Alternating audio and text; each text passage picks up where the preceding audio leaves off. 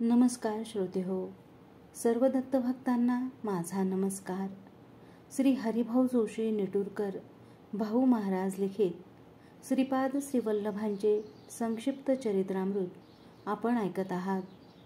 मागील व्हिडिओत अध्याय 8 आपण श्रवण केलात. या व्हिडिओत अध्याय 9 आपण श्रवण करावा ही विनंती. पुन्हा एकदा सर्वांना नमस्कार. श्रीपादराजं शरणं प्रपद्ये. अध्याय 9. कुलशेखर वृत्तांत. कलियुगात सुद्धा अंतर्दशा, सूक्ष्मदशा, विदशा इत्यादी असतात. ब्रह्मदेवाने प्रत्येकाला 120 वर्षे आयुष्यमान दिले आहे. मन चंचल असणारे, रागीट, घाईने धावणारे, सदैव दुःखात असणारे आपला श्वास कमी वेळात संपवतात. श्वास प्रश्वास घेताना आपली इंद्रिये चांगल्या अवस्थेत हवी. श्रीपाद श्रीवल्लभ चरित्रामृतासारखे ग्रंथ साक्षात परमेश्वर स्वरूप असतात.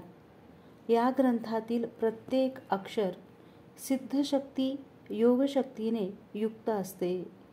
असे ग्रंथ मानसिक वाचिक पठण केल्याने श्रीपाद प्रभूंचे मानस चैतन्य आकर्षित होते.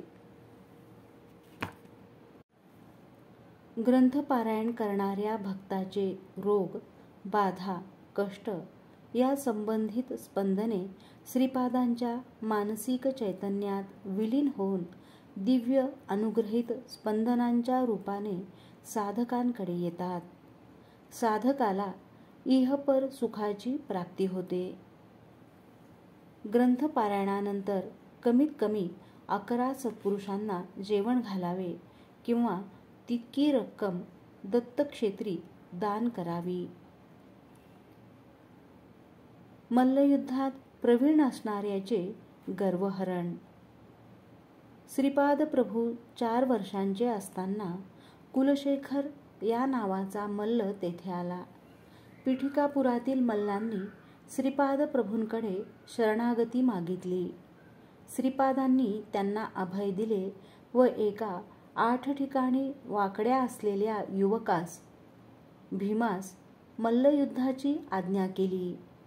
मल्लयुद्धात कुलशेखरच्या प्रत्येक माराबरोबर भीमाचे शरीर बलवान होत होते. तो ज्या ठिकाणी भीमास मारत होता त्या ठिकाणी त्यालाच मार लागत होता. भीमाचे कुबड जाऊन तो बलवान झाला. श्रीपाद कुलशेखराला म्हणाले, भीमाचा माझ्यावर विश्वास आहे. मी त्याचा रक्षक आहे याचे त्याला ज्ञान आहे. तू अहंकाराने फुगला आहेस. आजपासून भीमाची दुर्बलता तुला देत आहे. तुला अन्न वस्त्राला कमी पडणार नाही. तिरुपतीला असणारा मीच आहे.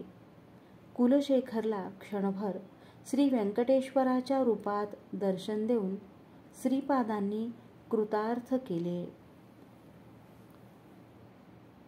गायत्री मंत्र महात्म्य. प्रवास मार्गात शंकर भट्टांची आनंद शर्मा यांच्याशी भेट झाली. आनंद शर्मांनी शंकर भट्टांना गायत्री मंत्र महात्म्य सांगितले. गायत्री मंत्रातील 24 अक्षरांचा 24 ग्रंथी व त्याच्या 24 शक्तींशी संबंध आहे. गायत्री मंत्रात 24 अक्षरे आहेत.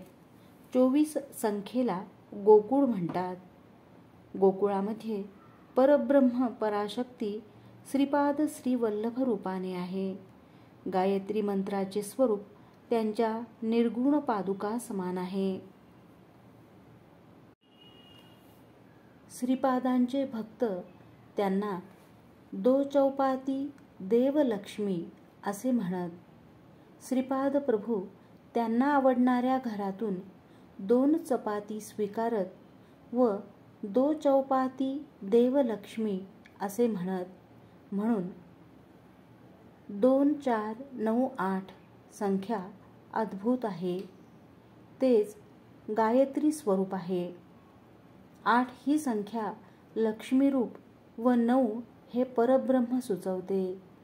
2 4 9 8 ही श्रीपादांचे सूचन करणारी संख्या आहे. सृष्टीमधील समस्त जीवराशीतील शक्ती हरण करण्याचे सामर्थ्य जगन्मातेत आहे. श्रीपाद प्रभू गायत्री स्वरूप आहेत.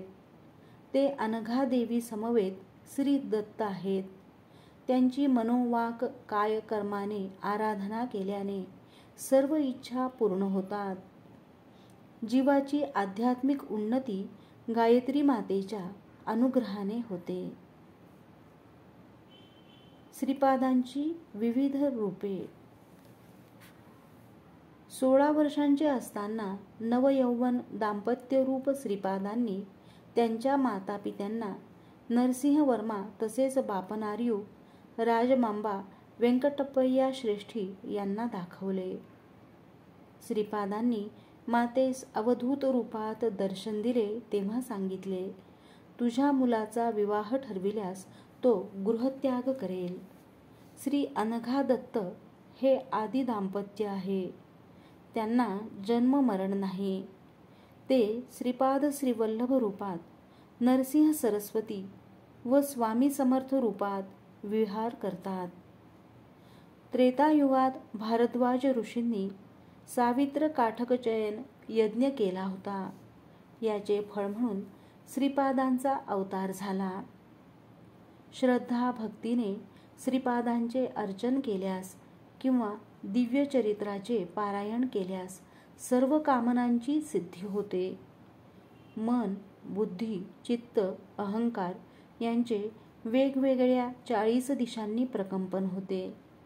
हे प्रकंपन श्रीपाद प्रभूंकडे वळविले तर ते श्रीपादांच्या चैतन्यात विलीन होते. तेथे आवश्यक बदल होऊन स्पंदन रूपात ती प्रकंपने साधकाकडे येतात. यानंतर साधकांच्या धर्मानुकूल सर्व इच्छा पूर्ण होतात. परमेश्वर भावप्रिय आहे, भाष्यप्रिय नाही. भावना म्हणजे शाश्वत शक्ती. एकदा पीठिकापुरात एका ज्योतिषाने श्रेष्ठींच्या मृत्यूची वेळ सांगितली. त्यावेळी श्रीपाद तेथे होते.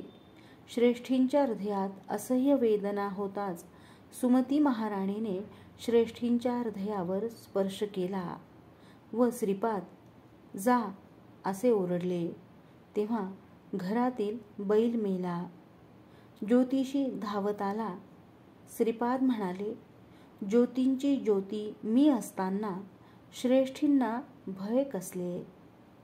पूर्वी तुझ्या वडिलांनी श्रेष्ठींचे कर्ज परत केल्याची खोटी शपथ घेतली म्हणून त्यांचा बैल रूपात जन्म झाला. तू या बैलाचा दाह संस्कार कर, तुझ्या वडिलांना उत्तम गती प्राप्त होईल. श्रीपाद योगसंपन्न अवतार आहेत. ते अनेक प्रकारे प्राणरक्षण करू शकतात. श्रीपाद श्रीवल्लभांचा जय जयकार. अध्याय 9 समाप्त. पुढील व्हिडिओत अध्याय 10 आपण श्रवण कराल.